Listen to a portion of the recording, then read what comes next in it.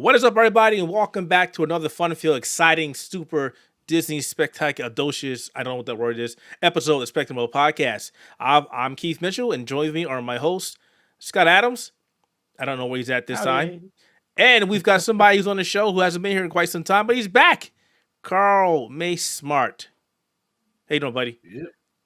Good, and the word that you were looking for was supercalifragilisticexpialidocious. I can't spell that. Spell that. Neither can I, and I can't say it backwards either. All right. So you got the three of us. You got the three of us today. Apparently, Kyle decided to skip out on us. So, Kyle, it's your fault. You're a loser today.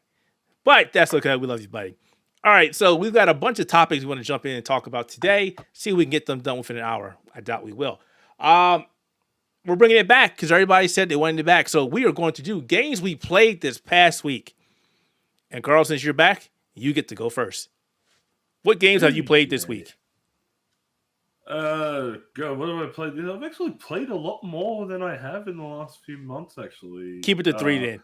Keep it to three. Well, that makes it easy. So that means that this thing that I'm meant to be playing... This place! Oh, you mother... Oh, before we do that, we will also say for the last couple of podcasts, we have not been cursing. So, can you keep the trend going? No. Please do. Kitties like us. I will do my best. The games I've been playing, even though I should be playing Dead Space, that's why it's now on the floor. Big Keith's upset about me. Somebody said they were going to take away a review for me, and I'm working on it. Okay. Yeah, I got my girlfriend.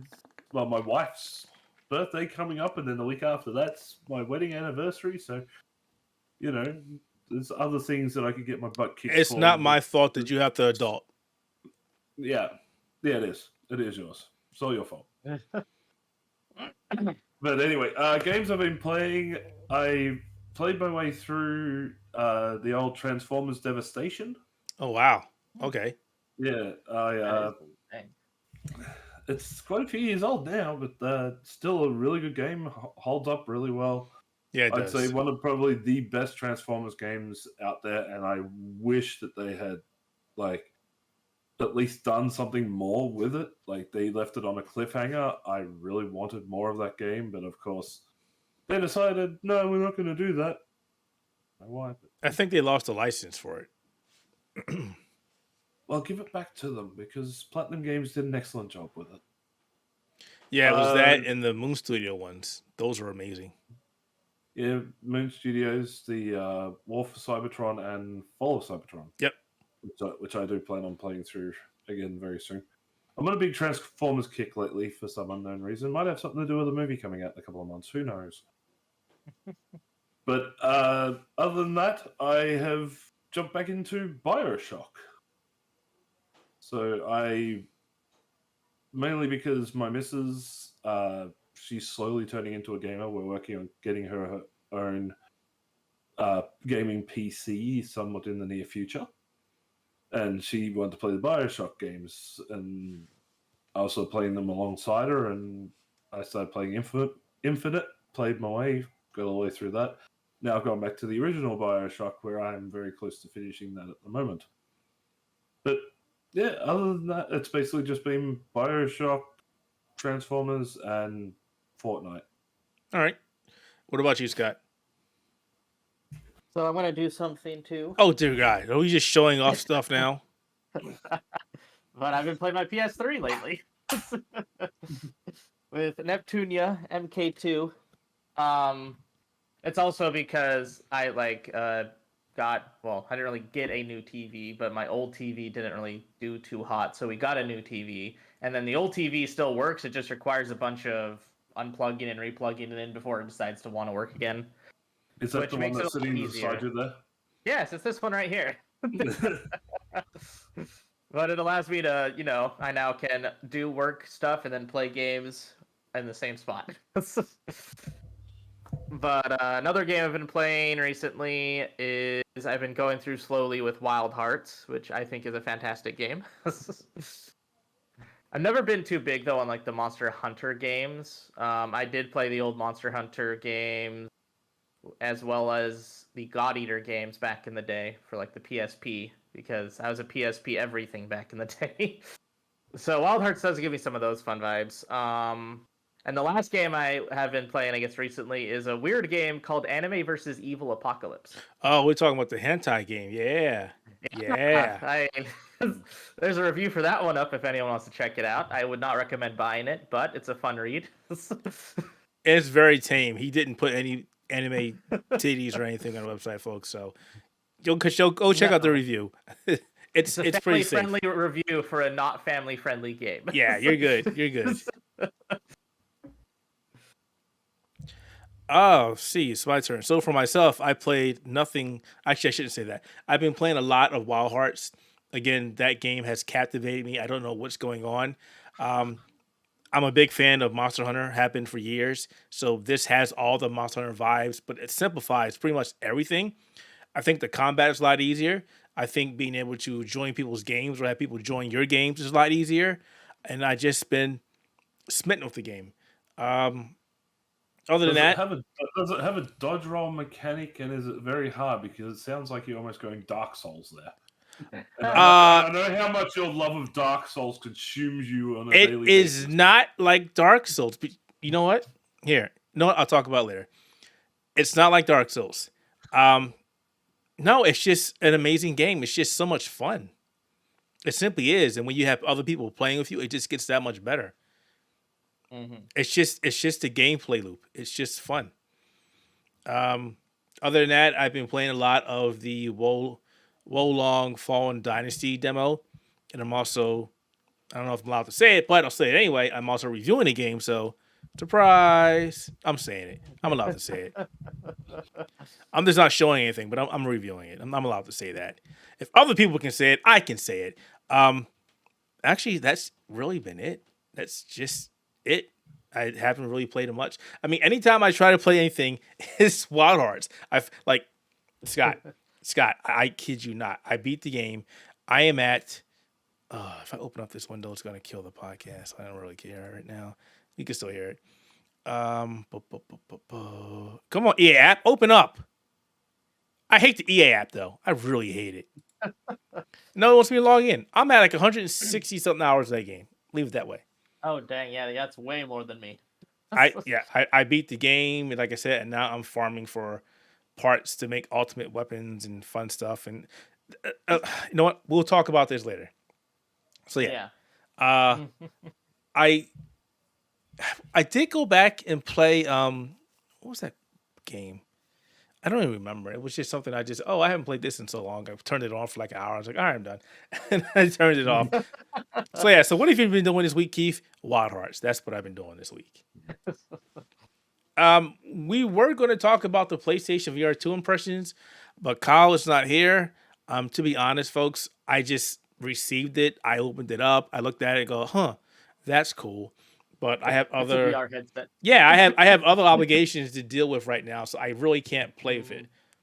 We can see it in the background there, still in the box. Yeah, no, I took it out the box. I looked at it, oh, cool, and then I put it back into the box. Put it back in.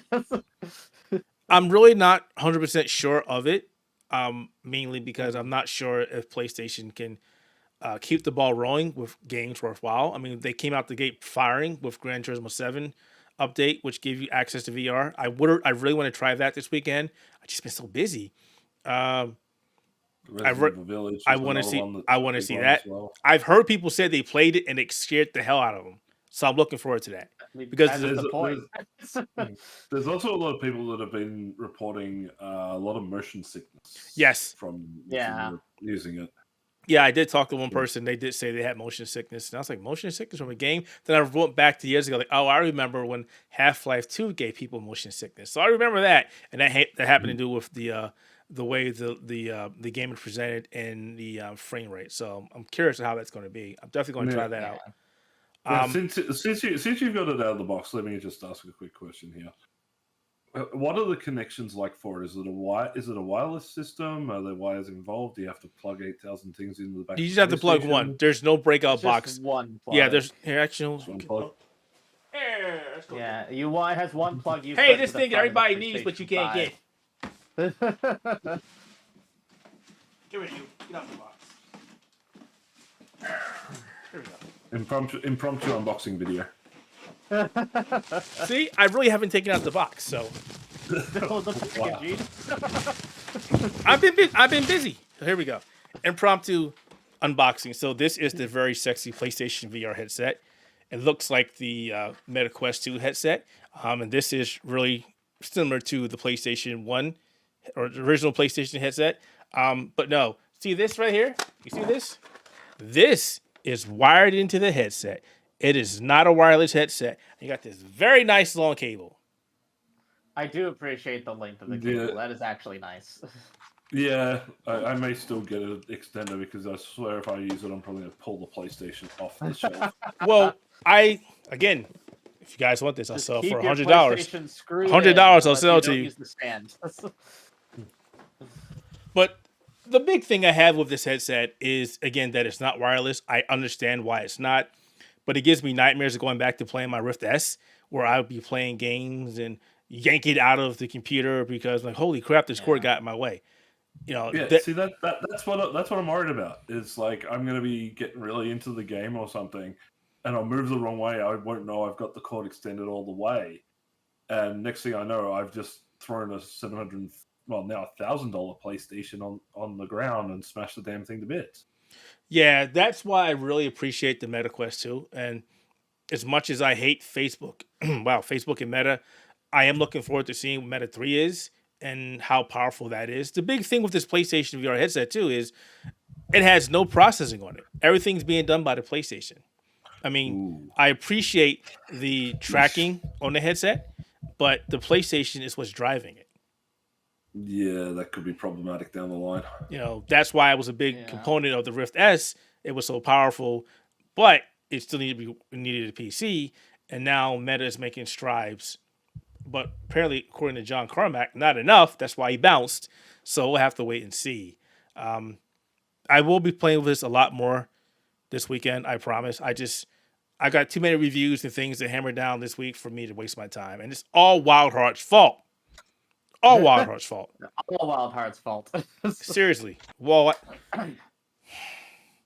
if you ever came on that night and saw Keith playing a game, it was Wild Hearts. It was Wild Hearts. See, I'm doing a quick look now as like whether this is going to be any worth my time, and then I see the price, $880 Australian. Yeah, well, that's because you guys are screwed in Australia, man. Jeez. I'd say just if it's anything like VR1, that means the price will go down in a year or two. That's if I don't even think I can even get the original PlayStation VR for cheap. Well, right now, probably not. I mean, that's the question of the price. If they can keep it going with the games, they won't drop the price. The original PlayStation headset went down because it was like PlayStation was like, bye, we don't care anymore. And they stopped putting out anything worthwhile. And people were like, okay, this is a headset, but what am I supposed to do? Yeah, that's my worry with VR2 is like VR1, they had a solid year, and then everything just dropped. Right. Yeah. And they were basically reliant on third-party developers. I mean, I really do. Do I want to reach over there? So I'm having a look now, and it's like, bundles. Let's talk about Horizon Call of the Mountain bundle. That everybody says that's amazing. $960. Yeah. See, and these are the headset.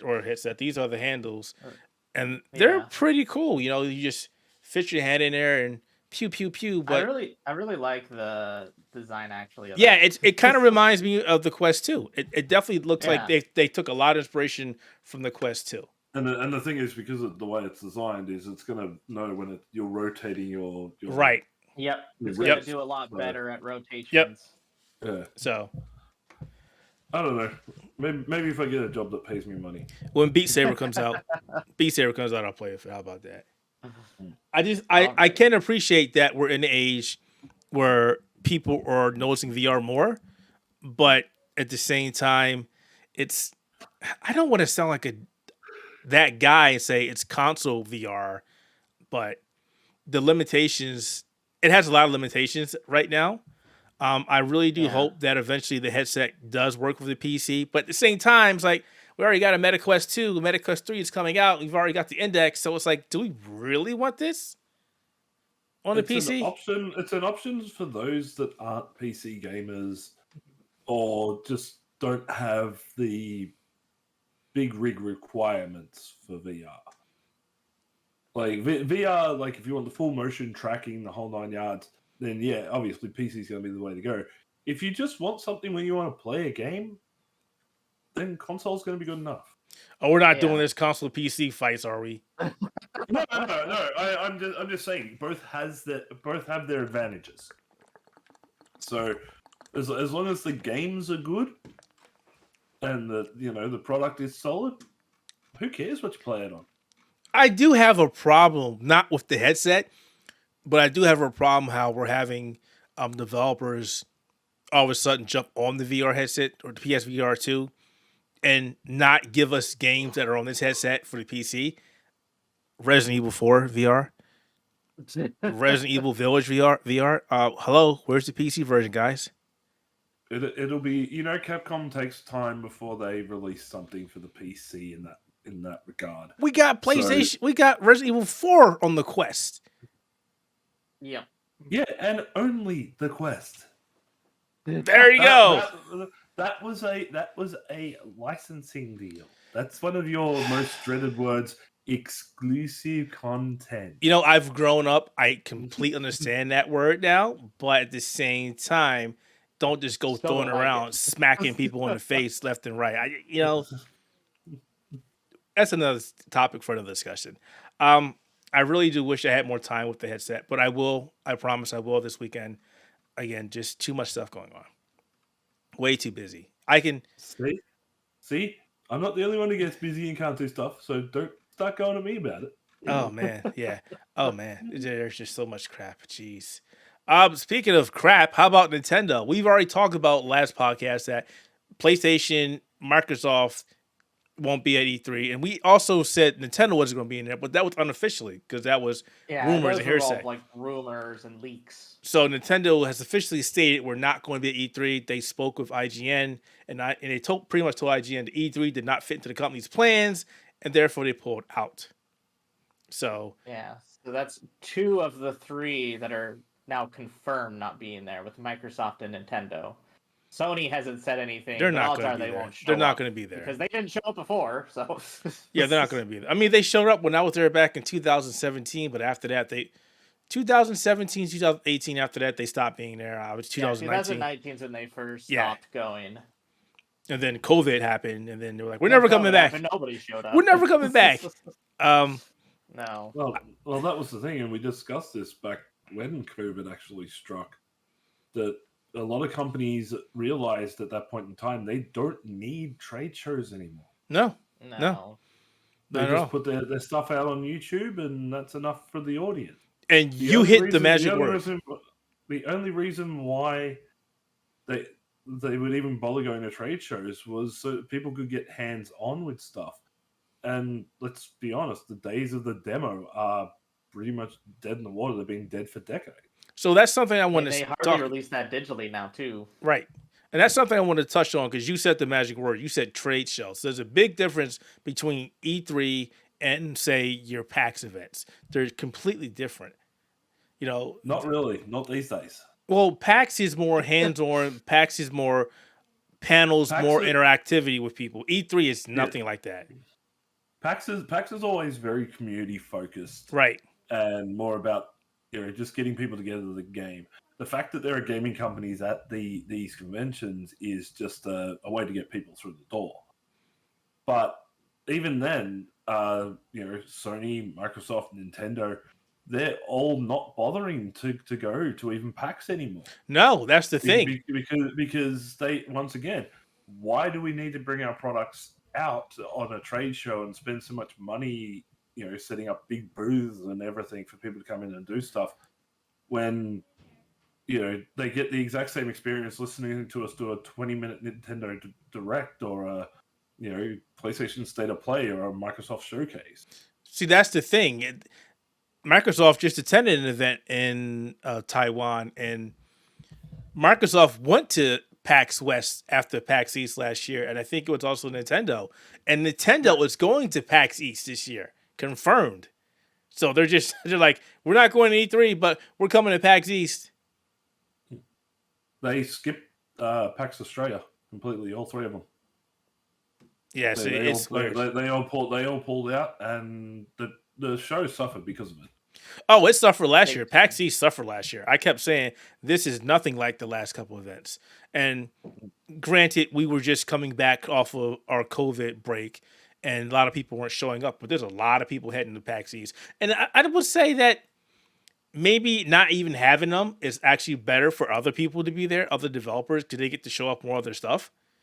But Microsoft only really needs to be there. I mean, what does Microsoft have to show? When Microsoft was at E3 2017, their big push was the Xbox One X and Forza. That was literally all they were showing. PlayStation didn't have anything there. They just had PlayStation. Was it 4s on the floor? That was literally probably 4 and 4 Pro or whatever. Yeah. So it's going to be interesting to see what happens at PAX East and going further. But I don't really think they need to be at these shows anymore. The more and more I think about it, they don't need to be there. They don't need to be there at all. I don't think it'd be any of these shows. I think it'll be better off for developers and for people who are new to these events, like headphone manufacturers. I would love the fact that Twitch was not at PAX East last year. Oh my God, I was so happy because every PAX they're so obnoxiously loud. And it's like I can't hear anything you're doing. Last year, Intel was there. They had stage all through the event where they were building machines, showing people how to build machines, having contests. It was fun. There was a couple other people doing the same thing. I really enjoyed that kind of interactivity. And I love the fact that I can hear people. By contrast, PAX Australia was very, very much indie focused. There was a lot more space for the indie companies to come out and show their games than there has been in previous years because the bigger companies aren't there. Like the biggest gaming publisher that was there was Square Enix with Final Fantasy 14, and Sega was the close second. I don't remember if Square was at PAX East. To be honest with you, I wasn't even looking for them. Yeah, those were the two biggest here, but the rest of them were, like Intel and AMD and Nvidia and stuff like that. Even the Twitch, I understand your idea with Twitch, because usually they have a big booth in the center of the place. They had a much smaller booth this year, and nobody went near it. It was actually a dead zone, except if you were a Twitch streamer, because all it was a lounge for the Twitch streamers to go and chill in. So it gave a lot of other companies chances to show their wares, show their products. Yep. No, I appreciate that. It was more geared towards PC players with hardware and stuff like that rather than gaming software, which is complete 180 from previous years. And I think that's what turned a lot of people off PAX Australia this year was the very big shift in focus due to those big companies, publishers, developers, and all that not being present at the event. Well, it'll be interesting to see how PAX East does this year. I'm borderline not sure if I'm going to go. I did say I was going to go, but I'm having some sort of family issues, so I may not be able to go. But I do have my ticket, so we'll have to wait and see. I've also got another one coming up, March 11th, called Game On. Which is a new gaming expo here in Melbourne. So it'll be interesting to see who shows up for that. I'm not expecting the big names to show up, but who knows? We might get some more indies, maybe some just more sort of third-party devs, and maybe that'll be more sort of gaming focused. But again, it's another one that was like PAX Australia was originally, where you had bring your own PC and a lot of community focused. Do you know who's running it? No idea, not off the top of my head. All I know is I've got a pass for it. Hey, that works. But I'll find out when I walk in the door. So yeah, Nintendo's not going to E3. Just one more company to confirm, and then E3. We don't want to say you're dead, but you pretty much just call it for what it is. It doesn't matter. You're almost dead, It's on guys. life support. You're almost dead. Who wants to deal with the Pokemon Presents? Because I know nothing about Pokemon other than Pikachu, Squirtle, Alrighty, so Charizard. Pokemon Presents happened, and we have mostly just media announcements with just DLC for any gaming kind of ideas. Is that why they're coming to With PAX? some of it's, yeah. With some of the good ones, I'd say that did get announced was the reprints of the OG Classic set of the Pokemon trading card game.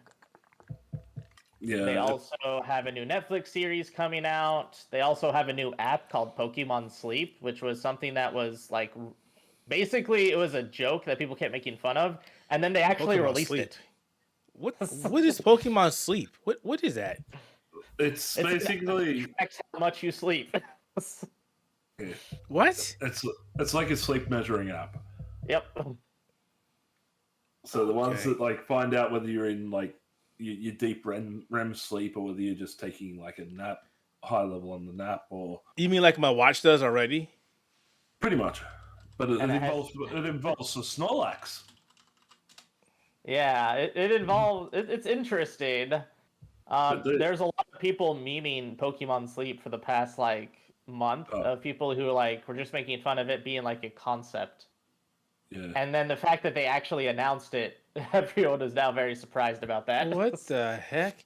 You know what? People are going to buy this. They're going to buy this in droves. That's sad. Oh, yeah, it's Pokemon. It doesn't matter what it is, they'll buy it.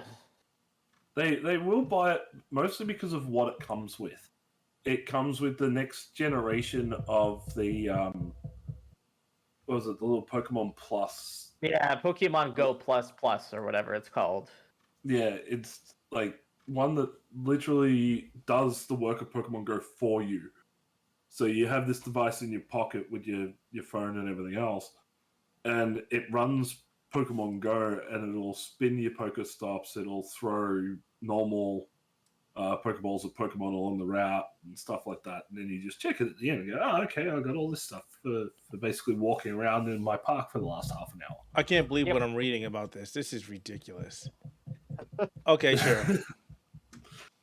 Okay, sure. But I will say though, the Pokemon Classic for the trading card game, which is the main 3 decks of the Blastoise, Venusaur, and Charizard decks from the original. Yep.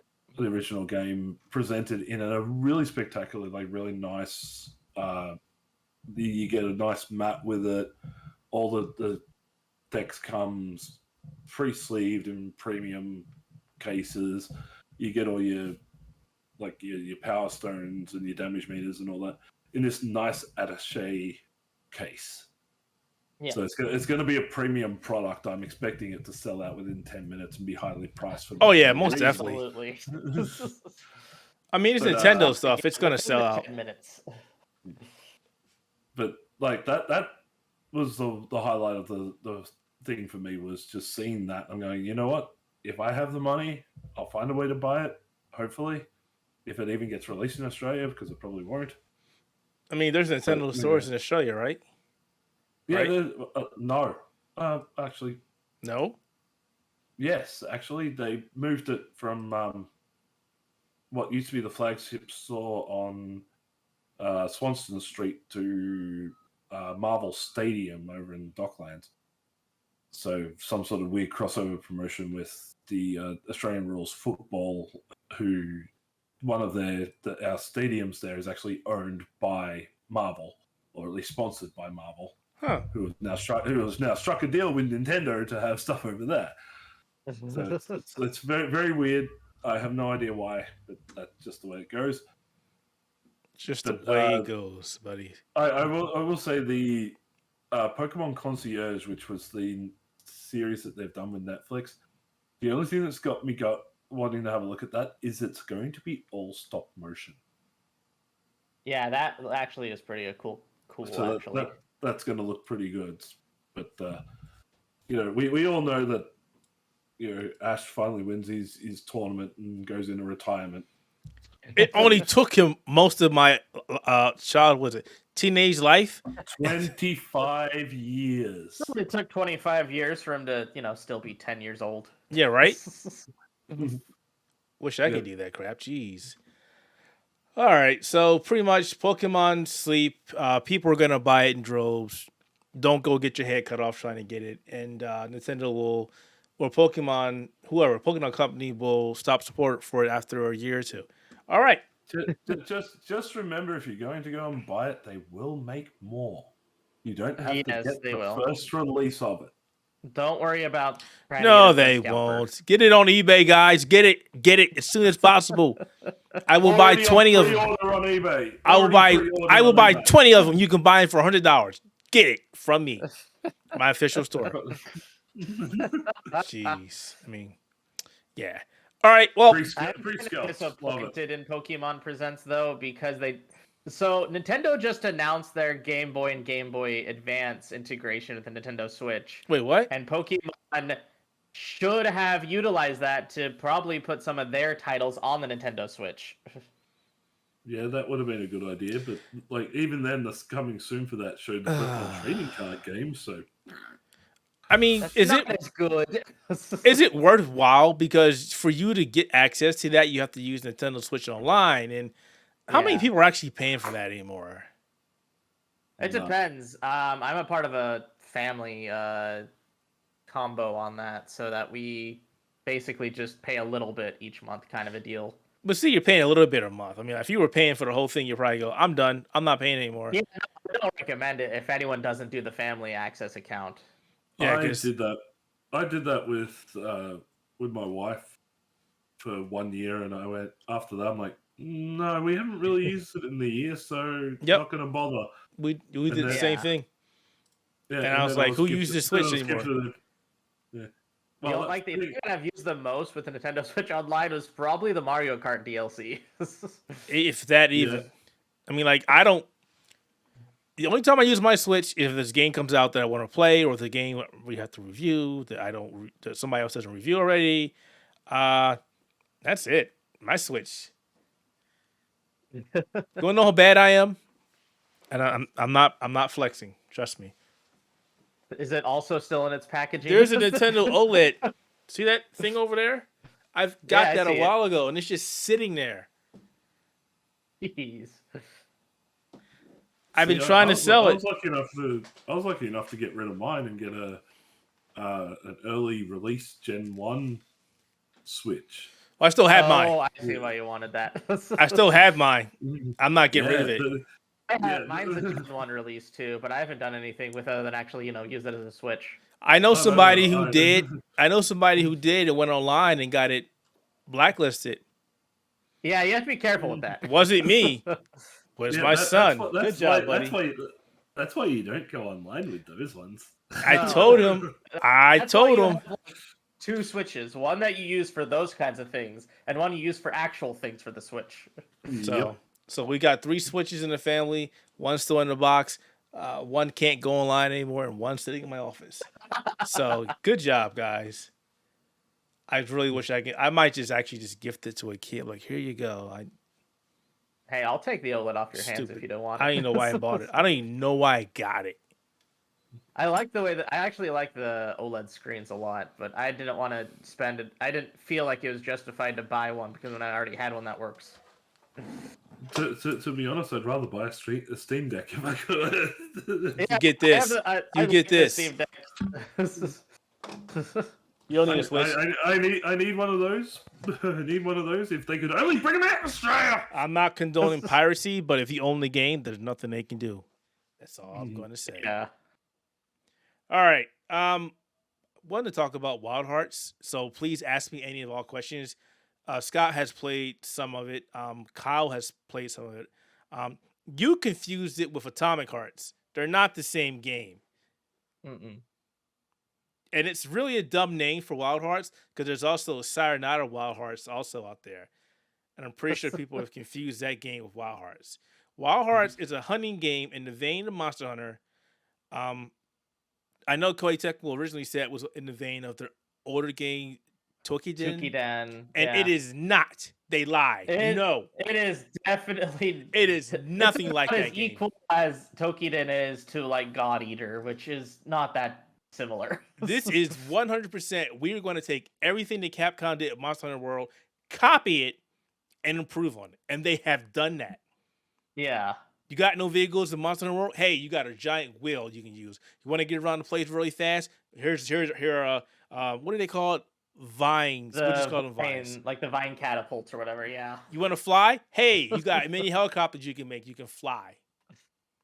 Don't got any bombs or traps? That's okay. You can make them with your Karakuru. You can make giant mouths to smack people. You can make traps to ensnare monsters. There's just... I like the innovation of like how much creativity they let you do with the fighting. Yep. Because like you can like create like torches, so you just out of nowhere where you can put your weapons on fire. Yeah. Or you can create like different traps that Carl's just like, put I don't them care. Be stunned. It's a really fun game, and like just right there, like Scott was saying, the innovation of that. Like you're fighting a creature. Oh, you're fighting a creature that needs fire, and you don't have a fire weapon. You put a torch down. Hey, I got a fire weapon all of a sudden. It's really cool stuff that they did. Again, the crafting system is amazing. The combat system is a lot of fun. The monsters have a lot of imagination or creativity. There are a lot of cool monsters in this game. A lot of them. And there's more to come. The only downside to this game is that there has been a performance issue on the PC version. Some people were having issues. Some people are not. This guy is having Transformers. Put your stunner con away. And it's really a shame because on Steam, people are bombing this game left and right. Yeah, I heard that the PC one also has problems with how it looks, like visually. So not just its performance, but also it looks a little more muddy than it's supposed to. So that was a lie, and I actually chewed out the person who said that, the magazine. Oh, okay. So what the issue is with the PC version is the PC version has an upscaler, excuse me. Yes. And if you enable that upscaler, it makes it look terrible. It does not work. I told this to developers when the game... Get your own internal upscalers, is what you're saying. We were talking to the developer when during the review process, or during the before the review process, and I was like, "Hey, I tried this, and the game looks like crap." So I disabled it. It doesn't work. This is why I kept asking them, "Hey, when is AMD FSR and NVIDIA's DLSS coming out?" And it's like it's coming out eventually. We just don't know when it's coming. So if you're watching this podcast, listen to this podcast, and you're thinking about Wild Arms or playing it, you enable the upscaler. Don't do it. It makes the game look bad. I mean, I've put out videos of the game. It looks amazing. I just think people don't understand. I think it looks great. I think people just don't understand how the PC version is. I mean, it does have an issue with performance, but again, I'm not having any issues. Trust me, if I was having issues, I'd be like, "Hey, this runs like ass," but I'm having a great time in the game. So there's not really much I can say other than, "Hey, jump on the game with me, and I will play with you." Or if you need help, I will help you out. It's a lot of fun. It's pretty much Monster Hunter 2.0, Monster Hunter World 2.0. They stole everything you did, Capcom, and made it better. Sorry. with a fresh coat of Koei Tecmo voice acting. Yeah, okay. That voice acting is not very good.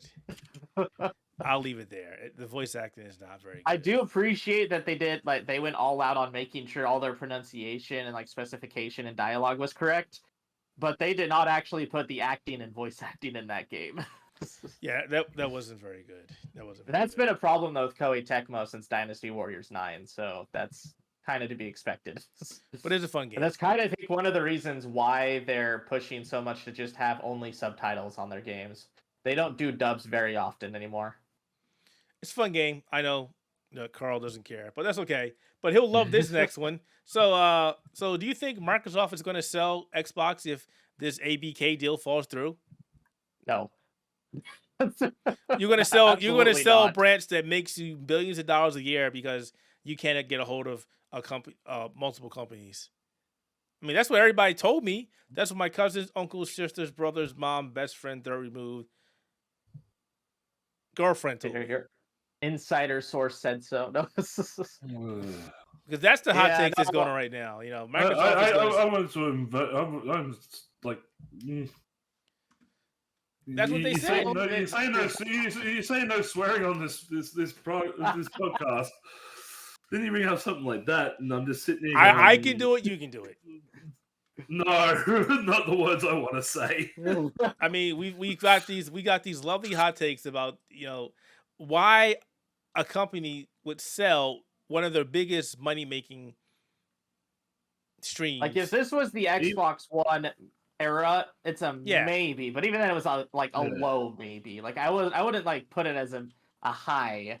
I know that they were not very happy with how their management was in Xbox One. Oh, it was and then terrible. Phil Spencer came around, and then they put so much emphasis on products that Microsoft already utilizes, like cloud gaming. They already utilize like subscription-based services that very well integrated into the Xbox ecosystem.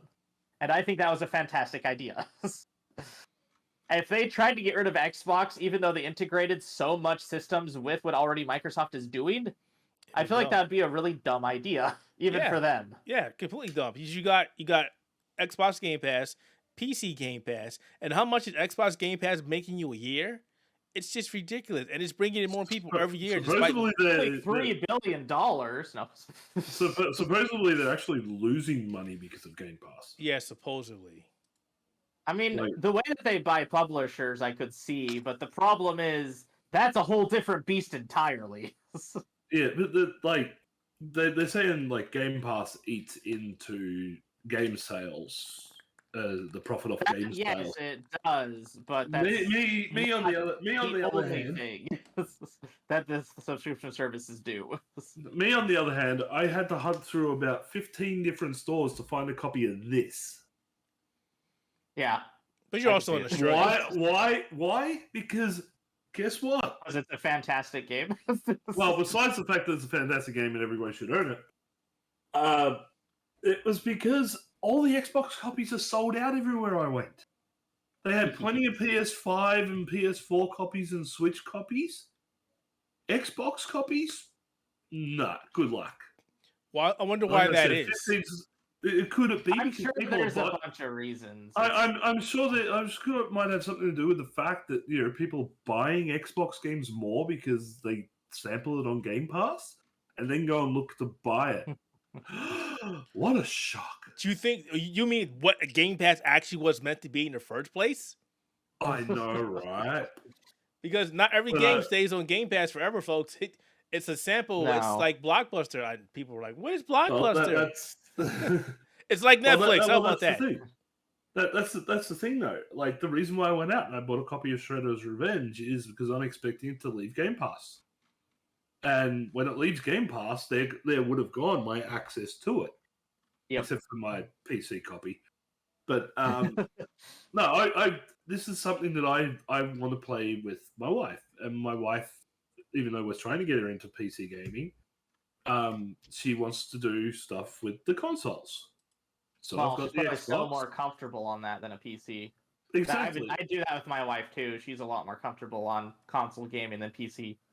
Exactly. So I bought her own Xbox controller for Christmas, and now I'm picking up games that we can play together. And the Turtle games are obviously probably some of the easiest ones to go with. Yep. But going back on topic, Microsoft selling Xbox. I'm guessing this is the Activision Blizzard. Yeah. Yeah, this is the rumor if it doesn't go through, but I highly doubt. This is a lot of people who don't understand how business works. Yeah, essentially, because I'm sitting here, I'm like, I want to swear. Because believe me, I would destroy YouTube ratings. You can do it. You gotta believe you can do it. I'm gonna be a good boy. I'm not gonna do it. I just want to let people know that in tech, this kind of stuff happens all the time, where someone merges with someone else, someone buys out someone else, some other technology is gathered by someone else, and it takes forever to get all the logistics figured out. I just think this is just another part of the logistics. I don't understand. Like, oh, the CMA's against it, or this is against it. They're not actually against it. They just want something out of it. They see a bunch of money just being poured into something. They're like, hey, what if some of that money drops into our pockets? Yep. No, you're probably all the time. You're probably thinking, is that fair? Is that right? And the answer is no, it's not. It's but not hey, fair. It's not it's right, money. but it happens. It's greed. frequent. It's greed. No one cares. It's pretty much that. Well, I mean, a lot of the people, outside looking in will probably care, but all the people inside, like, dealing with it, they don't care. They don't actually think that, oh, this is going to kill PlayStation. They just want to use that as a narrative to make them feel like they'll get more money out of the deal. But go ahead and say what you're going to say, Carl. Yeah, like the whole thing of it is, as we've already pointed out, Phil Spencer came in and he has made the Xbox division extremely popular. He has made it extremely profitable, and they'd be stupid to give it up. And I believe that there was something that was brought out when all this stuff started hitting recently, because I read about it this morning, but I can't find the tweets or anything about it. This is what I'm thinking. I think it got hidden. I think I saw a quote from Phil Spencer saying, if the acquisition doesn't go through, c'est la vie. He literally turns around and he goes, if this acquisition doesn't go through, it is what it is. It's not something that we absolutely need to prop up the division. This was just we saw a company that was floundering, that looked like a good investment for a cheap price. So we jumped on it. That's what anybody does in business. I'm glad you brought that up. I'm glad you brought that up, because that's the dynamic that people don't talk about. Here's the thing, guys. Activision Blizzard is not making as much money as you think it is in terms of development, how much it costs for them developing games, how long it takes for them to develop a game, the fact that half those games are not doing well. You can say Call of Duty to the mountains come, but Call of Duty has been declining in sales after the initial sales for a long time. So here's the thing. What happens if they go away? Their World of Warcraft division is actually reporting losses for the first time. Their latest expansion that they put out a few months ago, as a lot of people have been praising it as this great return to WoW as it should be, it didn't sell well. People have not stuck around for the game. My subscription's run out, and I haven't even been bothered to go back again. I told people they were fools. Classic for months. I told people they were fools to go back to Classic. We played the original Warcraft when it first came out. We went through all that stuff. And you want to do it again? I understand nostalgia, but I did. Well, that's the thing. I did. I went back, and it's mostly the way the community has changed that makes it not worth playing. But again, like going back to the business side of things, World of Warcraft is losing money. The only division that is actually making money is the mobile division, King Games. Yeah, King Candy Games. Crush and stuff like that. Yep. They're the only ones making money. Everything else has been dropping like profitability a ton. Plus, you have Blizzard's ongoing allegations and lawsuits about sexual misconduct and all that type of stuff, and that lowered the stock prices and everything. That it got to being a business decision of Microsoft going, hey, we could turn this company around, and it looks cheap enough that we could just buy it and just turn management around and see if we can keep what's good and what's bad. We just roll in the Game Pass. I mean, I'm not trying to be again that guy, but can we call it as it is? Jim Ryan is pissed that if Xbox get this, that they're going to see less sales on PlayStation. But the thing is, Microsoft had already said we're not going to take Call of Duty away, so it doesn't affect them. And it's like, hey, we're going to take this dollar away from you. We're going to give you back this dollar. Again, it's as Scott said, it's somebody looking for something to line their pocket. Sony is just wanting some sort of good deal for them where they get paid a little bit extra on the back end or something like that with Call of Duty or whatever, and that'll make them happy. I'm surprised Microsoft's not giving into it because they know that they can still. They turn around. They offered Sony a 10-year deal of we won't take the game from you for 10 years. Most people They offered the same deal to Nvidia. They offered it to Nintendo. The other two companies took it. Sony's just being Sony. Most lawyers who looked this up said this is going to go through regardless of what people think. Oh yeah. And the biggest thing I'm looking at is, and again, it's like, hey, you own Destiny now. Now you said you won't do anything with Destiny. You own Bungie. You said you won't do anything, but things change. Things tend to change. And if I was Microsoft, I'd be like, look, they already own Destiny. Come on, man. You're going to let them possibly get access to both Destiny and Call of Duty? Like, two of the biggest first-person shooters of all time? And it's fine, but if we try and do this, it's a problem. Yeah, it's ridiculous. But can you? And you had no issues letting them pick up Destiny or Bungie. That dude went through pretty quick, or is still going through, I should say. But nobody's opposing it. Microsoft's like, whatever, do what you think. Yeah, I haven't heard of being opposed. Not that Microsoft can go back and say anything. I think this was also like a big tactic on Sony's side. Yeah. They knew that if they picked it up now while they were working with Call of Duty, if Microsoft did try to intervene at all, it would make it look worse for their intervention when it came to Call of Duty. So, not to mention Microsoft dropped the ball when they had Bungie. Let's be honest. When they had Bungie, they didn't. Oh, absolutely. But that's also because they had no idea how to do video games. Right. They didn't know how development worked. They knew how development of software worked, none of games. So they didn't understand that games take a lot more effort in terms of like quality assurance than, say, a different build of a software that has multiple iterations just built on top of each other.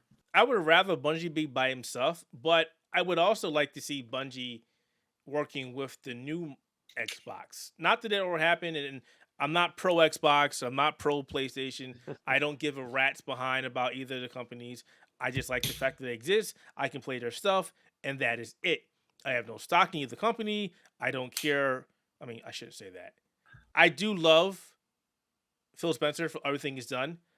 I could care less about Jim Ryan. He's a guy who said a lot of crap throughout his years, and people just seem to forget the stuff he said and done, but, whatever. I mean, it wasn't that long ago, people were like, Jim Ryan needs to leave PlayStation. We need to get rid of Jim Ryan. And now, Jim Ryan's our savior because they're fighting Microsoft. Like, Jim Ryan's just a good businessman. He's not, like, the best when it comes to gaming and stuff, but he knows how to innovate and iterate in business decisions. And be a crybaby, and that's apparently. why Sony likes him being on PlayStation. It's not about gerrymandering anything like that. Phil Spencer has proven he is absolutely a gamer at heart, which is why he does what he does. Yeah. And that's also probably one of the reasons why he chose to become the CEO of Xbox, was because he didn't want Microsoft to get rid of it. And the funny thing is you take a look at it, like Phil Spencer, he's worked for both Sony and Microsoft now. And under his leadership was when some of the best things in both companies have happened. They've had their big boom years. So, you can't say, it's the console that matters. No, it's the management behind the division that works. Yeah. Well, now we need him to go to Nintendo. No, please don't go to Nintendo. Just keep writing the shit. Just get Reggie to go back to Nintendo. Yeah, we need Reggie. Reggie needs to be back at Nintendo. Reggie's done. Reggie's done. He's like, I've seen what's happening. I don't want to be involved with this nonsense. Let me off at this stuff. It's just like, I don't want to have part of that. Oof, no. But yeah, anyway, it's going to be interesting to see what happens with this, but Microsoft is not going to ditch Xbox. They be fools. No. That's making it way too much money. No way. It's no different than Sony looking at PlayStation going, we need to offset. I mean, honestly, if anybody was to get rid of anything, it'd be Sony getting rid of PlayStation to keep themselves afloat. I don't know about that. PlayStation makes a lot of money for Sony. They finally started. I don't want to say finally started. They've been making a lot of, what's the correct term? I don't want to say stock. What is the word I'm looking for, Scott? You know exactly what I'm saying. Profit? We'll just say profit. They're making a big profit for the company. Mm-hmm. Over the last, I don't want to say 5-6 years. I want to say after the PlayStation 2 it started. And look, if it took something like a bad console or something like that in order to drown a company, Sony would have ended with the PlayStation 3. It would have ended with PlayStation 3, absolutely. And Microsoft wouldn't have gotten out of the game. Mm-hmm. So, these companies, the fact that they stick to it, they're going to stick the companies around. If they've been around this long, there's they're buying up studios left and right. Why would they suddenly decide, oh yeah, we're going to drop the thing that's... But my source told me this was going to happen, man. Well, your source is full of... Yeah, it's fun to watch Twitter and these other websites talk about, but my sources are saying this. I mean, the same sources that said we're getting a Nintendo Switch Pro and all these things. Yeah, of course. That's totally gonna happen. It's totally gonna happen. Can we? If we're not getting a Switch Pro, can we at least get a new console or something? We need a Nintendo system. We really. When even Nintendo made games are not running properly on their own on their own hardware, you know that there's a problem, and it's not the software; it's the hardware. Why do you think I call the Switch a glorified port machine these days? Because it's great for indies. What are you talking about? But so is the Steam Deck. Yeah, exactly. When the Steam Deck does a better job of being a Switch than a Switch, you know you got problems. You're playing Switch games at 4K and stuff like that on Switch on the Steam Deck. It's like, wait. You know what? I would be if the Steam Deck ever actually comes out legally in Australia, and I don't have to grey import it or risk getting somebody to send me one key. Hey man, I can't send you nothing. I know. That one shipping is about the same price as the object. I mean, if I even went to the post office and said, "Hey, I'm going to send you my Steam Deck," which I would totally do, it'd be like $700 to ship it, and then they wouldn't cover it. Like, if we lost it, we'd be giving you back more than what it's owed. Like, well, don't lose it then. All right. Well, unless anybody has anything special we want to finish with the Spectator Mode podcast, we're going to wrap it up. What's that, Kyle? I can't hear you. You're not here, buddy. Sorry. I will just say, rest in peace, the Wii and 3DS shops. Yeah, the eShops are going down. The eShops. May your grey market counterparts forever reign in your stead. Could have kept them up a little longer. Hey, I'm sorry, but once the stores stop selling your stuff, I say it's time to look into doing those little dodgy modifications and it's time to become One Piece. it is time to set sail on those seas, my friend. And it's a darn shame, but yep. That's how companies I will just are. say everybody should be looking at Trails to Azure coming out in 2 weeks because it's coming out in 2 weeks. Just more games to play. Jeez. I'm not looking forward to next month. But why? Within the span of 7 days, there's like 3 games coming out. Which games? I've got come on. WWE 2K23 coming out. Oh yeah, on the 13th because I've got the deluxe edition, which comes out on the 17th if you don't have the deluxe edition. Then there's Resident Evil 4 Remake on the 24th. But that's coming towards the end of the month, so you're safe. And then the week after that is AEW's Fight Forever. So it's 3 games in a row. Yeah, the Resident Evil 4 Remake, I'm definitely looking for that. Like I was telling somebody the other day, I didn't play much of the first one, the original one, so I'm in for a treat. Yeah, you other than will be. Long. Especially if you liked 7 and Village, because it looks like it reuses a lot of the same type of assets from those games. No, I never finished Village. I was I think I was like in the middle. Why? Of the game. Why have you not finished Village?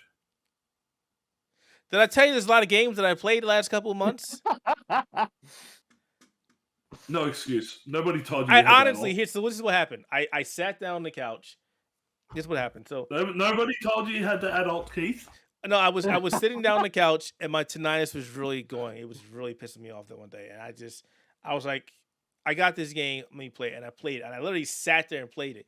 I think I played it for like 7 or 8 hours straight. So my daughter had left the house, and she came back home. She's like, "You're still playing this game?" I was like, "Yeah, it's keeping me focused." And then I never went back to it.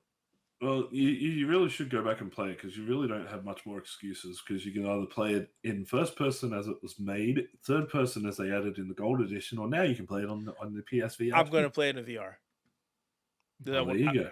People are saying it's scary in VR, so we'll see. because Yeah. Like I'm actually wanting to give that a go. Like I played it in first person originally when I did my review for Resident Evil Village, and I'm like, this really does need VR. And now it is out in VR, but I don't have a VR headset. I'm just looking at this list from March, there's only other than Resident Evil Remake and Wulong Fallen Dynasty, there's nothing I want to play because the game I really wanted to play got moved to April. So Star Wars Fallen. What is the name again? Star Wars Jedi Survivor. Jedi Survivor. Yep. Looking forward to playing it. I love the first one. I have Trails to Azure to look forward to, as well as Atelier Rise of 3. Yeah.